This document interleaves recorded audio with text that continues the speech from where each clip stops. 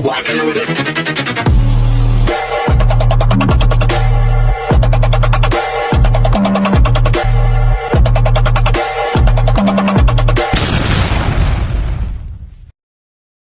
Hi everyone! Good afternoon! I'm back! It's your Mama Sam dito sa Sam TV. Kamusta naman kayo mga amigo, amiga, kumare at kumpare? Sana lahat kayo ay okay at safe ngayong araw na to. At syempre ako naman ang tatanungin nyo, kita naman ninyo ang fresh pa rin ng Mama Sam natin. So yon, so kamusta naman ba ang naganap na Miss Grand Preliminary Competition sa inyo kagabi? Kung ako tatanungin ninyo, wow, winner! Winner dahil sa mga eksena ng mga kandidata na talaga naman, Diyos ko, kabugan, no?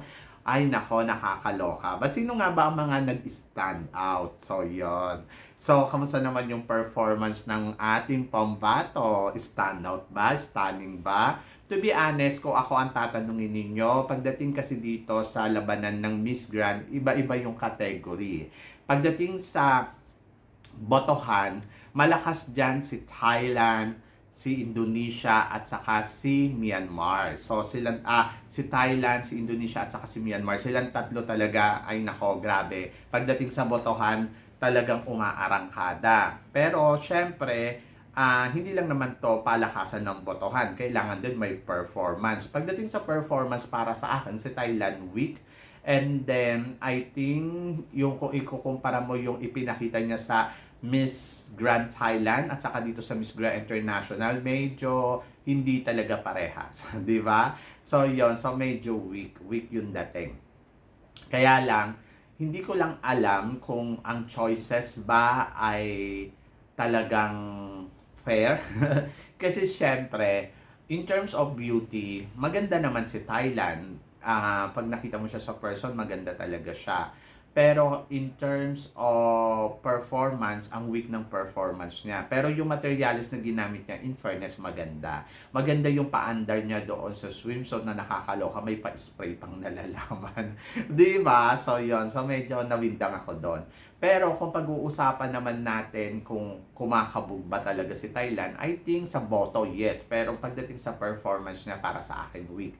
Pagdating naman kay Myanmar, si Myanmar, bote. Palaban si Myanmar in terms of talagang performance. Lumalaban siya. Maganda din yung mga paandar niya. And malakas talaga siya sa botohan. So, kompleto kung tutuusin. May beauty din naman talaga siya. Kung ikukumpara ko yung performance ni Thailand at saka performance ni Myanmar, mas winner si Myanmar, di ba? And then, pagdating naman dito kay Indonesia, ay nako, medyo, I think si Indonesia may beauty, may body, and may performance. Pero tahimik lang.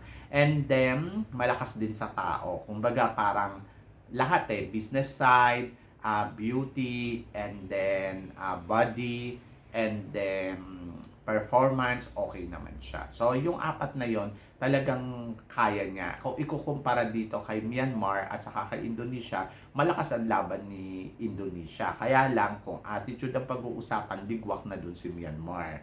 Pero si Thailand, wala na, naiwan na nila. Pagdating naman dito kay Philippines and Malaysia at India, medyo nakakakaba kasi yung tatlong to talagang, alam mo yon, iba din yung laro. Si Malaysia, tangkad, tapos maganda ang katawan, pero yung performance niya, lumalaban din, kaya lang medyo nasaludsod siya nung kaya parang feeling ko, ay delikado. So, yan. And then, pagdating naman dito kay India, ay performance ni Malaysia, I think mas gusto ko more than kay India pagdating sa swimsuit. Kaya lang ang pa-under kasi ni India, sumasan-ayon sa kanya kasi yung mga ginagamit yung materials katulad ng gown. So bumagay sa kanya yung gown sa beauty niya, lalo siyang nagmukha talagang reyna dahil yung ginamit niyang color ng gown talagang pasok talaga doon sa beauty niya. Kumbaga parang umangat sa kanilang lahat, umangat talaga si India, yung beauty ha. Pero yung performance, wala. Talagang mahina yung performance niya. Doon lang sa evening gown talaga siya yung medyo panalo. Pero kung sasabihin mo yung hataw talaga, na kay CJ Opiasa yun. So, yon. Pagdating naman kay Philippines, walang sinabi ang lahat ng mga Asia candidates pagdating kay Philippines. In terms of performance level, talagang check na check. Tapos pagdating sa galawan talaga, everything powerful, check na check talaga. Sa lahat ng mga kandidata dito sa Asia, isama mo pa si Myanmar, isama mo pa si Indonesia. I think Philippines is great. And good job. Kaya lang, sabi ko nga, siguro ang kabog lang sa kanya si India sa beauty. Oo, beauty talaga. Pagdating talaga sa beauty ni India, wala akong masabi. Pero, ewan ko kung ano ang naibibigay ng beauty sa performance niya, di ba? Pero yung performance niya, parang kahit hindi siya masyado gumalaw, beautiful face talaga siya. Ngayon, kung titignan mo yung tawag dito, ikukumpara mo last year, si Nikki, beautiful face din eh. Pero mahina yung performance, di ba?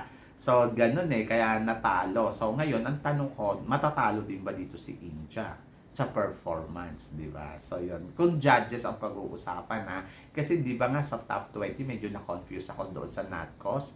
Sa top 10 ng choices ng judges, wala doon si India. Oh, di ba? So, ibig sabihin, hindi gusto ni Mr. Nawat. Pero siguro kung beauty, I think, hindi ko alam. Oo, hindi ko talaga alam. Tapos ang nakakaloka kasi nakapasok siya sa power country of the year. So yon. So medyo nawindang ako diyan. So doon kasi parang dapat si Philippines ang pumasok doon eh para alam mo yon talagang sure tayo sa aspetong yon. So yon. So kamusta na si Philippines? I think si Philippines, kaya niyang pumasok sa top 5 ng performance niya dito na ipinakita niya dito sa sa Miss Grand. Ang magiging tinik niya lang dyan, I think si Myanmar at saka si India. Diyan, sa mga Asian nabanggit natin, ang tinik niya dyan ay si Myanmar at saka si India. So, yon. So, kaya parang feeling ko ay performance level talaga wala. Overall ha, kung overall, kabog niya tong lahat. Kasi may beauty din naman si Philippines. So, hindi nga lang kasing ganda ni India. Pero may beauty si Philippines na talagang ipinipresent niya. At I think winner. Oo. So, yon. Winner siya overall kasi package, may body, may performance, and then, higit sa lahat, kita nyo naman yung face value. Talagang lumalaban, di ba? So yon, so doon ako panatag. Pero doon sa part na alam mo yon na kung titignan mo yung performance ng ibang kandidata, weak naman. Kahit sabihin pa natin na isabay si CJ sa iba pang continent, I think sa Asia talaga nangunguna si CJ in terms of power of performance. So yon. So, hindi ko lang alam kasi ito nga si Indonesia, di ba? Sinabing ganon ni Ivan na gagawin daw ang Miss Grand sa Indonesia kung ipapanalo nila si Indo. Hindi ko alam kung kakagat dyan si Mr. Nawat. Dahil syempre, kapag kumagat dyan si Mr. Nawat, mapupulaanan talaga sila. Di ba? So, hindi natin alam.